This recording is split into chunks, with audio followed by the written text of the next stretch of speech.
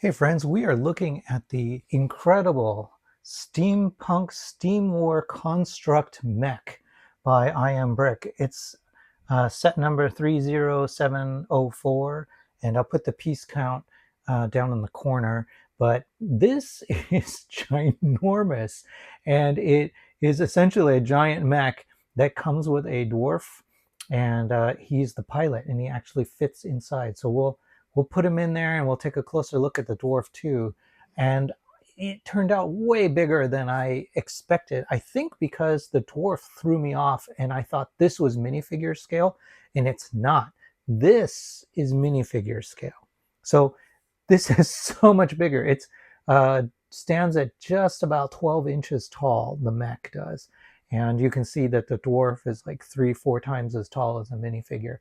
But yeah, in this video, we're going to take a look at all the details. We'll look at the dwarf separately too, and we'll zoom in, take a closer look. But just on the 360 here, it's a steampunk-inspired mech, and he has a lot of these beautiful copper pieces. We'll look at those. He's got these wooden barrels that are parts of exhaust. He's got a bunch of different exhaust elements happening.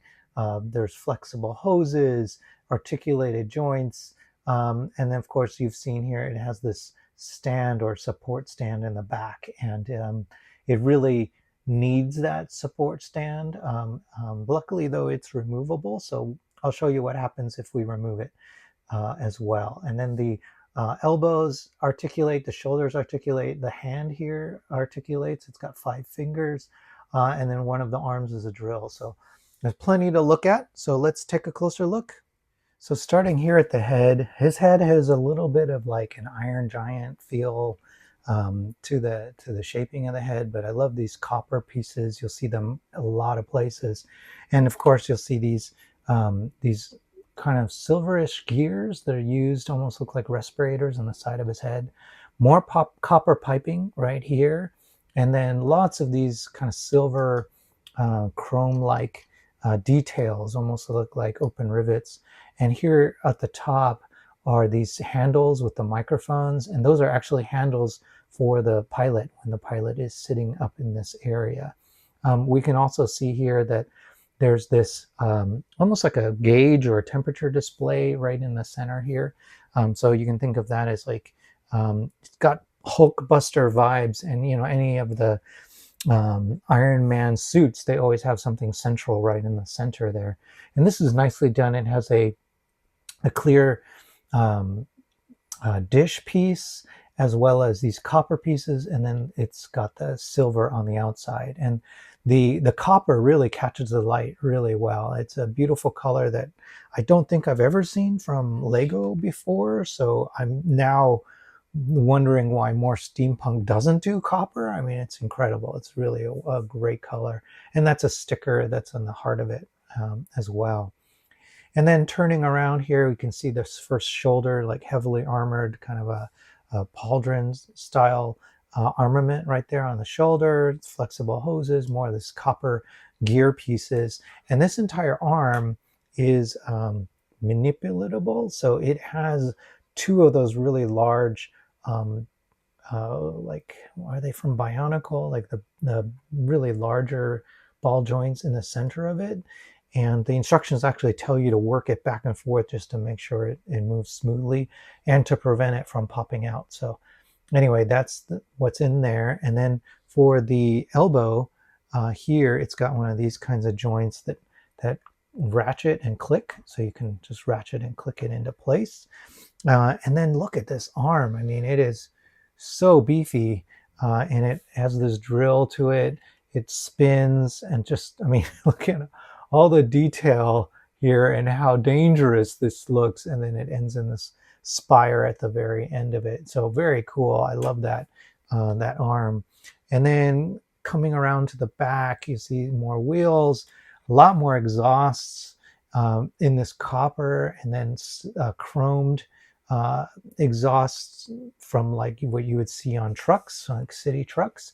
And then there's this brick built Big exhaust using barrel pieces as well as wheel pieces, and then more of this copper, and then the tips there too. So those are such cool details at the back there. And then there's this old school like pirate ship style railing there that's kind of just there, which I think is kind of neat. Going down, you can see this is a little plane right there, and then it's got one of these, I think they're used like for jet engine pieces, and then a couple more of these panel pieces. On this arm, it's built very similarly. The shoulder is identical, and then the elbow, everything is the same. But when you get to the hand, it is a different build, and it actually has a hand that can be rotated. So I love that the wrist moves along with it, and the wrist is so beefy. And then for the fingers, you've got all 5 fingers. The thumb here only moves right here, but each of the other fingers, there's a ball joint there, and then it's got a hinge there. So you can move it just a little bit, get that in there. You can make it so he can potentially grasp something, or even get into almost a fist. This hand can come in pretty close. Now the pinky only has just the one ball joint there, like the thumb does. But I like that they moved that back a little bit, and it just feels like a pretty natural hand. So I think they've done a fantastic job with that hand, and you can pose it in many different ways. Okay, and then looking at the knees, we've got a bunch of different hoses that come off of the upper thigh into the like the lower leg, and you've got these gears, and this is a ratcheting piece, and then it uses ball joints up in the hip socket. And I like that they've included these almost look like extra pistons on the edges here, just for additional support, to make it look like it's hydraulic or something. The feet are extremely wide, they're pretty stable. I like the use of this car grill piece right here. And let's show you what it would look like with the Dwarf in there. All right, so that's how it looks with the Dwarf in there as the pilot. And you can put his hand pretty much on that control stick. He does come with this bottle. So if you take the bottle out of his hand, he can grip both of those control knobs. Now let's look at the Dwarf separately. All right, so here's a closer look at the Dwarf. Really incredible shaping for the face.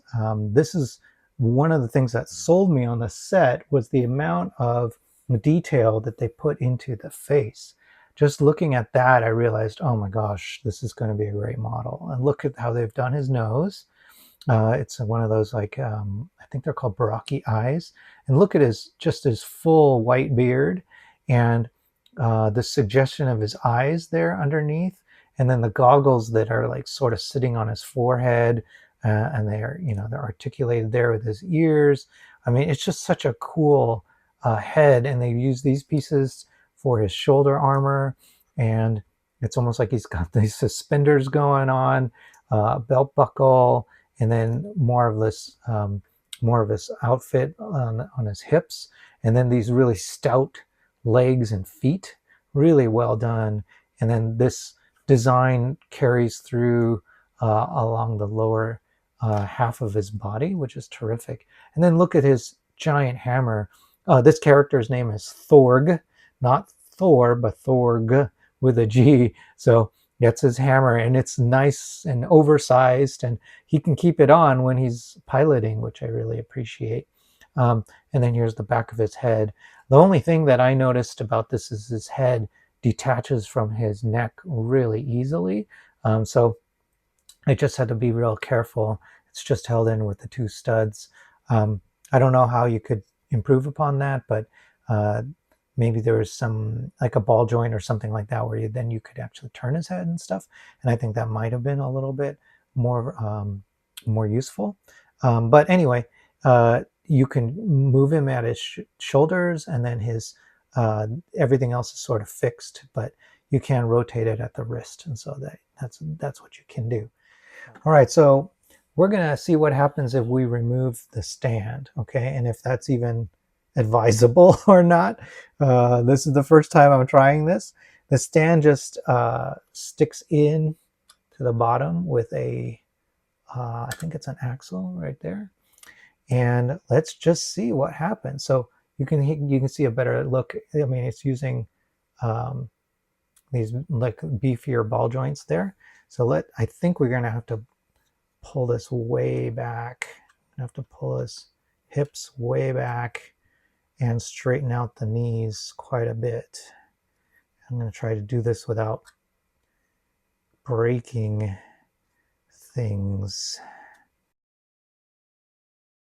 Oh, and check out these crates that they're using in the very back. I think that's cool. Something cool about the upper half here is that if the pilot is not in here, these doors can be closed. So you can rotate them in like this. Whoops, and they are a little fragile. So they can be closed up so that he's got a little bit more of a seamless look to him. I do wish that they had not used the pieces that they used for the hinge right there. You know, it's just held in by the one stud there. I think if they had used something like this, it would have been a little bit better to hold that in place. So two of those next to each other would have made that joint a lot more secure. Oh, and by the way, it's fully hollow on the inside there, like that. And I don't know if you saw, there's a control panel that the Dwarf can use. All right, so there is the mech standing on its own. It's balanced. It's so gingerly held up right now. I would not recommend displaying it this way. You could probably take a photo with it like this, but it's not going to stand like that too long. It'll probably fall over. So that's something to be aware of. But it is doable. If you want to have it stand for a really cool photo, you can do it. All right, so I think we've seen everything. I hope you enjoyed this review. Like the video if you like it, and subscribe if you haven't. That'll help me keep finding and bringing new sets to show you. Oh, and I want to thank iambrick again for sending this to me for review. Okay, thanks so much.